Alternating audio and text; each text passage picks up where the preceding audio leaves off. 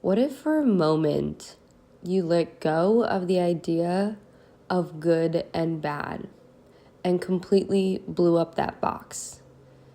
As I find it's a box that we often keep ourselves in. And this subscription to the idea that either we are good or we are bad, and making it an either or, especially, it keeps us shackled. It keeps us playing small. It keeps us from putting ourselves out there. It keeps us from building the relationships that we ultimately want to build. So, just as an experiment, what if good and bad did not exist? How would you perceive yourself? If you were neither good nor bad, and you were also both good and bad, and it all existed within you, maybe you would stop trying so hard, trying to be good. Maybe you wouldn't be as worried about what other people thought, about the judgments that people have. Maybe you wouldn't be worried about being misunderstood. Maybe you wouldn't be trying to hide your truth. Maybe you wouldn't be afraid of intimacy. Maybe there wouldn't be as much stress in your life.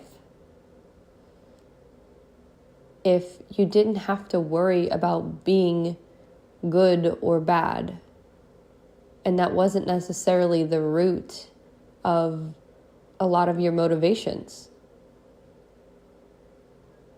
What if instead your motivation just came from truth? It came from love. It came from pure creation. It came from wanting to experiment.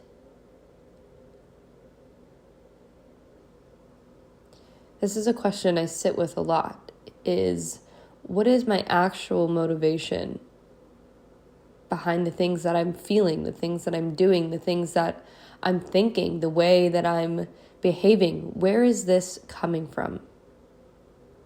And I just recently listened to Aubrey Marcus's podcast with Dr. DeMartini, where he talks about how evil doesn't exist.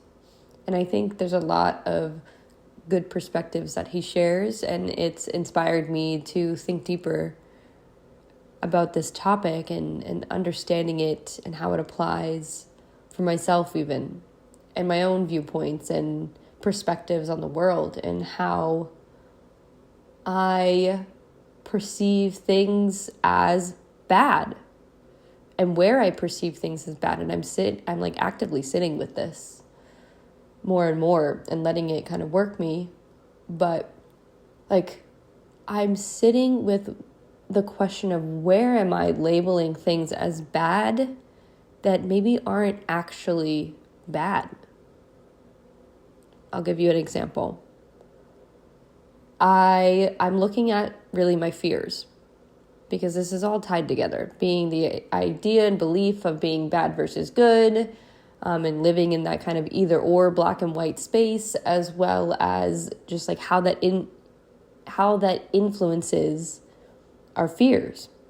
And so right now, a big fear that I'm sitting with and trying to move through, that is available to me and that is very loud, is this fear of being visible, of being misunderstood, of putting myself out there to potentially at some point be crucified, to have people disagree with me, to have people want to hate me because of where I stand and the position that I'm taking in the world and on these different topics in life and these different experiences. And it's a deep-seated fear that I have.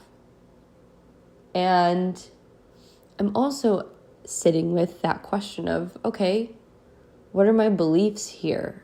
What are the beliefs that I have that are creating this fear? And what am I labeling as bad? And for me, when we're in fear, a lot of times there's a perspective that something is bad.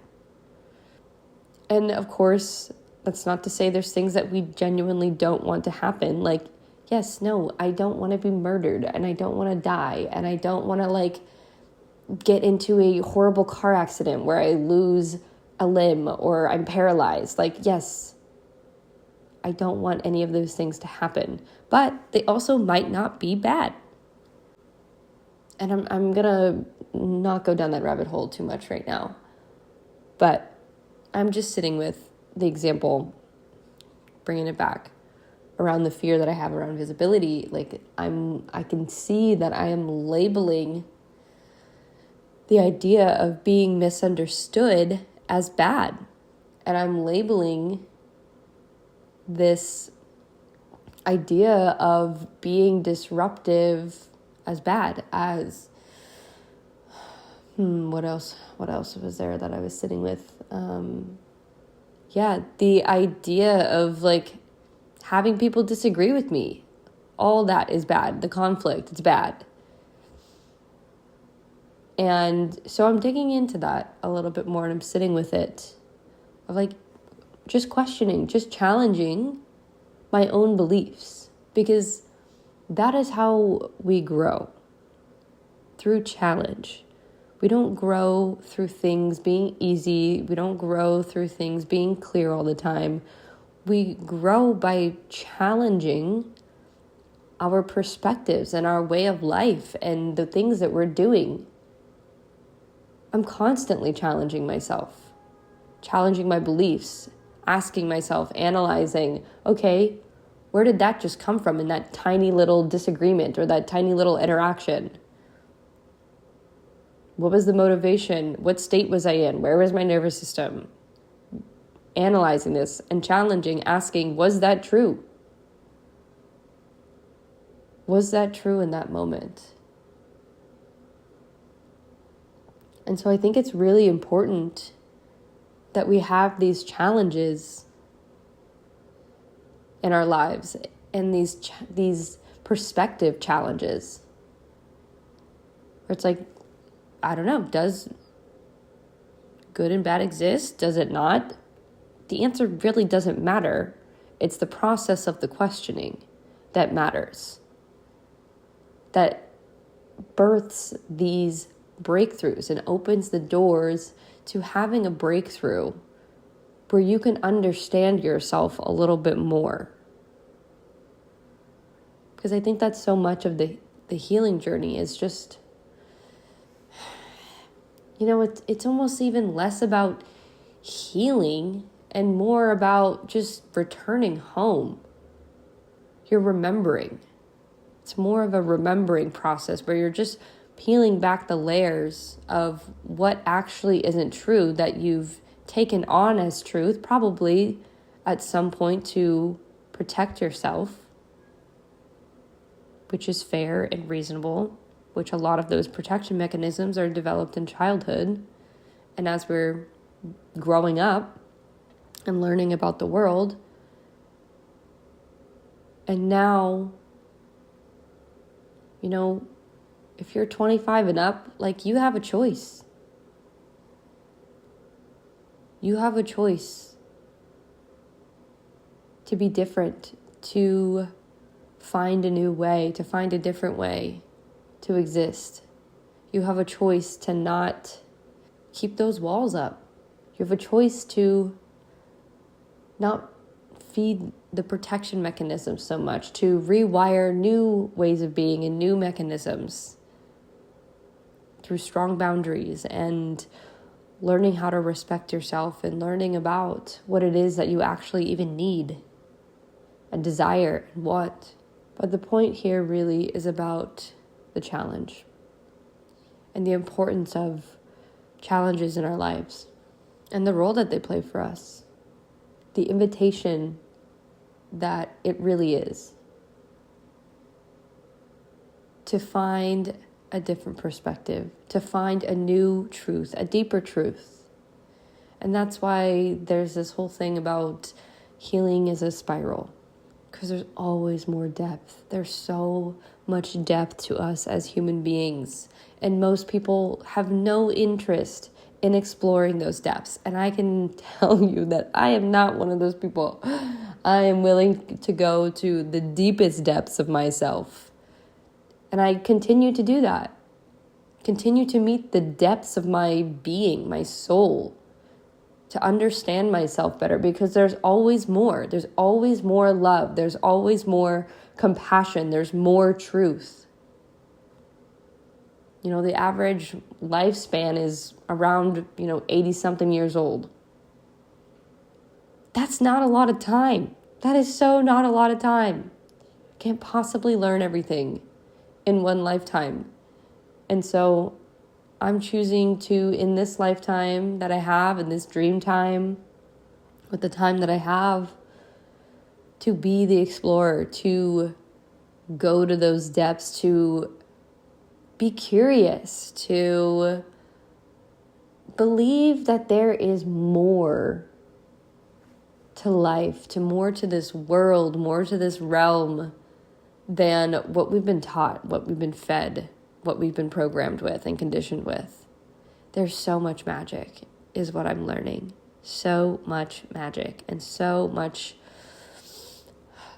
love and beauty and grace and opportunity for miracles. And that's the kind of life I want to live. Is a magical one, is what I am realizing more and more. It's like, I want to live a life that is magical and beautiful and full of love and laughter and peace to some degree, but not in a way that things don't happen, but peace in a way that, like, I'm centered. Things don't rock me like they used to. In a way that I can handle challenge, I can show up from a place of love and with an open heart. That is what peace actually means to me. It's not the absence of conflict. It's the ability to handle conflict in a very mature way, in a grounded way, a rooted way, in a loving way, and compassionate. So, I'm feeling like there's a need to wrap this up. This little spiel. So I'm going to leave you with that invitation to challenge your perspectives, to imagine who you would be and what you would be like if good and bad didn't exist. There was no worry about it. You just got to be who you are. You got to exist. You got to say the things that you typically don't say. You get to do the things that maybe you're not doing because of XYZ, because you're worried about if it's going to be perceived as good or bad. And just looking at your life. Where is this idea of good and bad holding you back?